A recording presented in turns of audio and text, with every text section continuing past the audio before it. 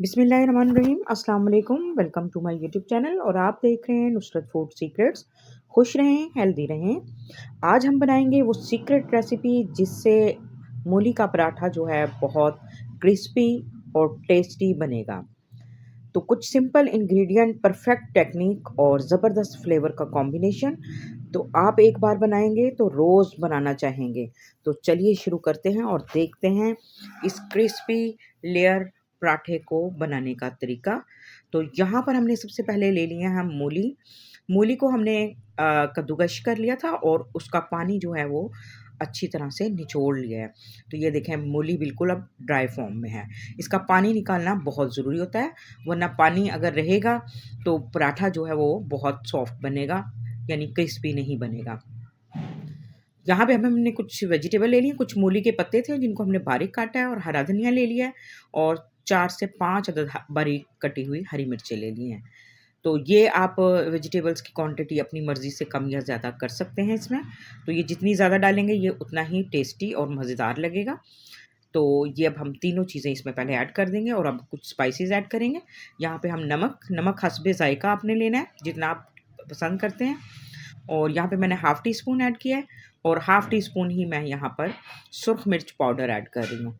और 1 टीस्पून यहाँ पे है कुटी हुई लाल मिर्च और इसमें हमने शामिल करना है कुटा हुआ साबुत धनिया 1 टेबलस्पून। ये भर के आपने कूट के डालना है फ्रेश। इसकी खुशबू और फ्लेवर बहुत ही शानदार बनता है इसमें।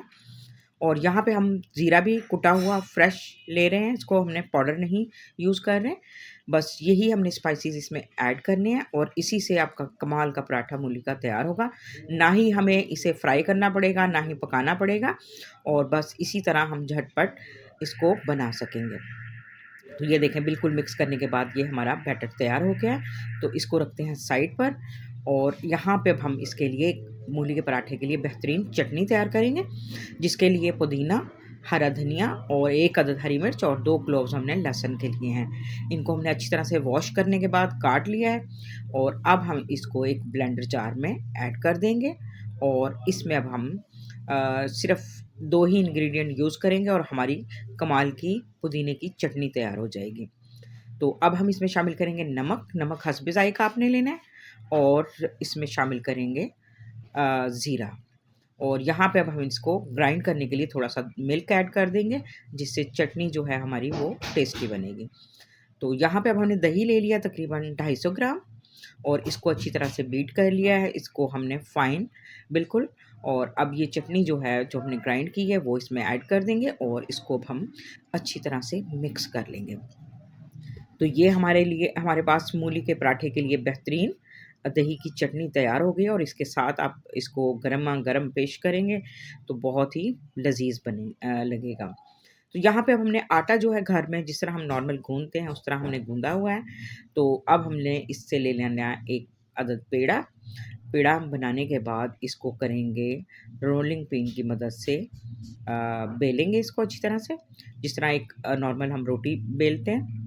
तो इसको हम मुख्तलिफ़ टेक्निक से बना सकते हैं। तो यहाँ पे अब हमने सिर्फ़ इसकी फिलिंग जो है इस गोल रोटी में रख के और इसको अब हम चारों तरफ से बिल्कुल राउंड शेप में ही इसी तरह से इसको फ़ोल्ड कर देंगे और इसको प्रेस करके हाथ से और इस तरह से हम इसको करेंगे तो या न फिलिंग हमारी निकलेगी भी नहीं और बेहतरीन हमारा पराठा बन जाएगा। अब इसको रोलिंग पिन से हम बेल लेंगे और अगर इसकी अपने लेयर्स बनानी है तो इस तरह से हम इसको कट कर लेंगे और इन तमाम लेयर्स को हम बारीक-बारीक इसी तरह से फ़ोल्ड कर लेंगे। तो दूसरी तरीके से आप बनाना चाहेंगे तो इसी तरह हम 2 रोटियाँ बना लेंगे और उनको भी हम इस तरह से करके उनको बीच में फिलिंग रख के इस तरह से मल्टी लेयर पराठा भी मूली का बना सकते हैं। तो अब ये हमारा बिल्कुल पराठा बिल्कुल तैयार हो चुका है। तो बस ये देखें जी, इतना हमने इसको रोल कर लिया है। तो अब हम ले लेते हैं एक पैन को हम गरम करेंगे और इस पराठे को इसमें ऐड कर देंगे।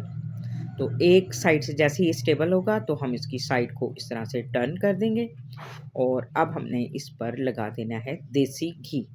अगर देसी घी नहीं है आपके पास तो आप नॉर्मल डालडा घी भी यूज़ कर सकते हैं। तो इसी तरह से इसकी दोनों साइड को टर्न करके हम इस पर घी लगाएँगे। घी से जो है पराठा बहुत क्रिस्पी बनता है और स्टीम जो है नीचे फ्लेम जो है वो आपने लो टू मीडियम ही रखना है।